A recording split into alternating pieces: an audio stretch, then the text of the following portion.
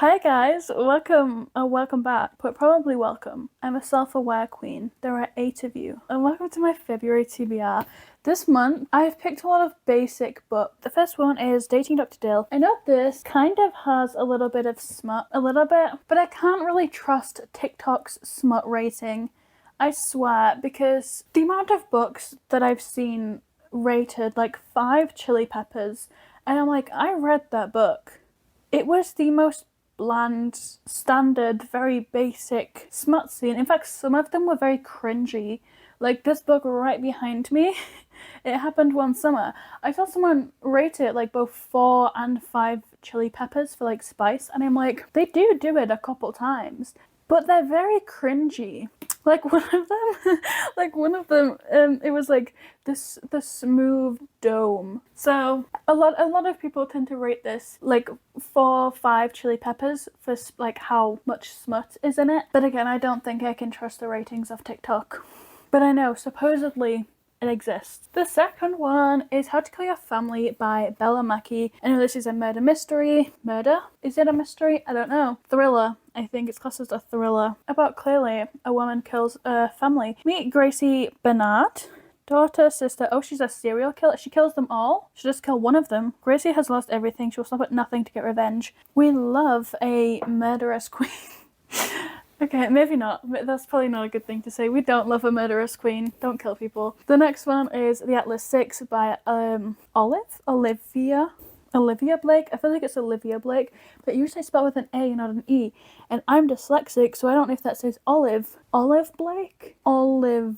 Yeah. Either Olive or Olivia. It's not Oliver. No, it's not Oliver. It's either Olive or Olivia Blake. This is about magicians and like people like these magicians basically have to go through all of these trials to get into a secret magician society. Yeah, to win one secret society. 5 characters to win one secret society. 5 chances. I'm so dyslexic, I swear. Like not as in like a trendy way, as in like actually diagnosed dyslexic.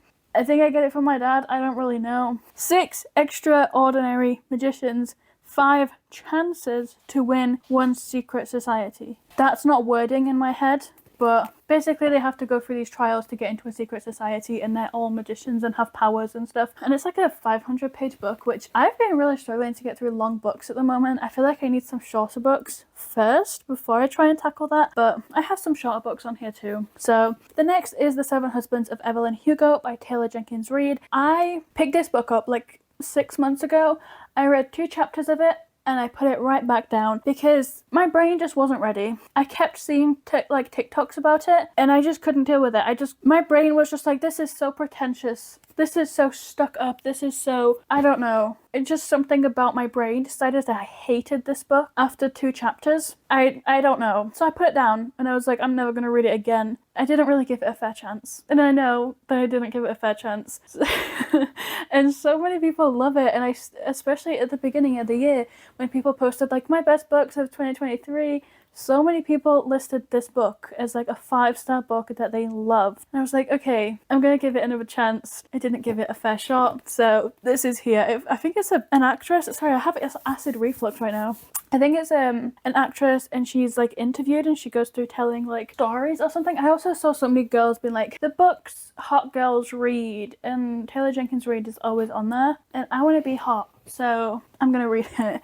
The next is a murder mystery thriller kind of book called The Stranger Diaries, and it's about an author, an English teacher. Oh, the friend of an English teacher is found dead. And there is an author who writes books about murders. And this friend's, the girl who died, her murder was done in a way that is the same that is described in one of the books, if that makes sense. So like the murderer read the book and created the murder that was described in the book in real life. And then obviously, same thing with like all murder stories, you go along, you find out what happened. But yeah, I thought that sounded interesting. Love redesigned by Lauren Asher. My brain died for a second, I thought it wasn't Lauren Asher, but it is. This is the first book in her new series, The Lakefront Billionaires. I was gonna say Lakeline Wasteland, the Lakefront Billionaires. We follow Julian and Dahlia. It's a enemies to lovers. Dahlia is an interior designer, and she is called to this lake to renovate a historic house together and triple our profits. Blah blah blah. It's an enemies to lovers romance, and it's Lauren Asher, so you know she's probably done a good job with this. I haven't really seen any reviews of this. I saw Medita show it in a haul that she did, but I haven't seen anyone's opinions of it yet, so my opinion when I read this is likely going to be very unbiased. Another is Everything I Never Told You by Celeste NG. Her other book, Little Fires Everywhere, kind of had its moment on TikTok, and this one I've seen a couple people talk about, but I've owned this for like 3 years and I've never had the motivation to pick it up, simply because I have no idea what it's about. I like going into books not knowing anything, but also I struggle to pick up a book when I don't know anything. And if I know everything about a book that I'm about to read, I also don't have the motivation to pick it up. You see the kind of situation I'm in.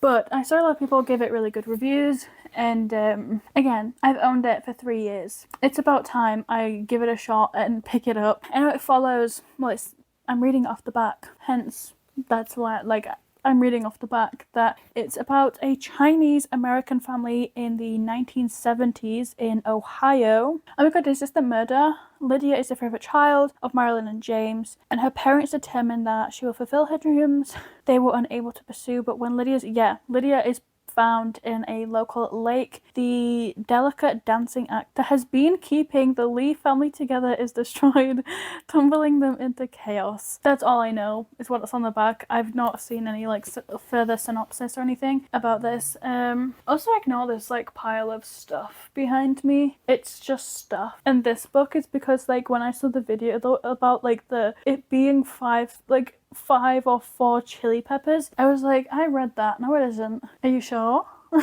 So I picked it back up and I googled what chapters are the spice in, basically, where is the smut in this book?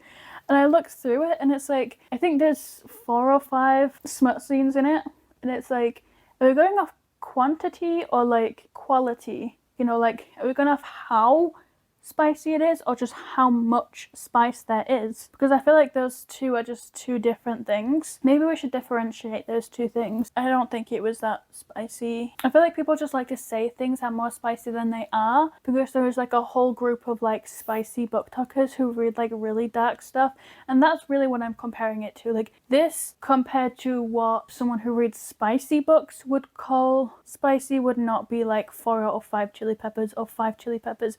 This would be a 1 or a 2. This is really tame towards some of the other stuff I've seen on TikTok. This is nothing, it's just normal smut, but just very weird descriptions as well. In one of them, she going off on a tangent here, but in one of the scenes, she describes Harper's lady area. It's the damp folds of her femininity. I don't know about you, but if someone said, I like the damp folds of your femininity, I think I would throw up then and there. I just can't take smut scenes seriously when they're describing things like that. Damp? Damp gives me the same vibe as moist. And that's not hot. That's not sexy. It's uncomfortable. Why are you describing things like that? Anyway, the last book that I have on this TBR is The Intimacy Experiment by Rosie Danan. She's the woman who wrote The Roommate and stuff like that, but I haven't read any of her books yet. So this will be the first one I read of hers, and I know, again, TikTok says that there is spice scenes in here, but I feel at this point it would just be more the full me if I kept believing what I saw on that bloody app. So I'm kind of going into a mystery with this. I have no idea really what it's about. Okay, so she's very smart. Honestly, I read all of that and my brain didn't understand a thing. All I know is 2 people, Naomi and someone else, Ethan. They're both very smart and they have to do something together. I don't know. I don't know if it's I think it's forced proximity, but yeah, my brain is just not computing what this is saying. Sorry.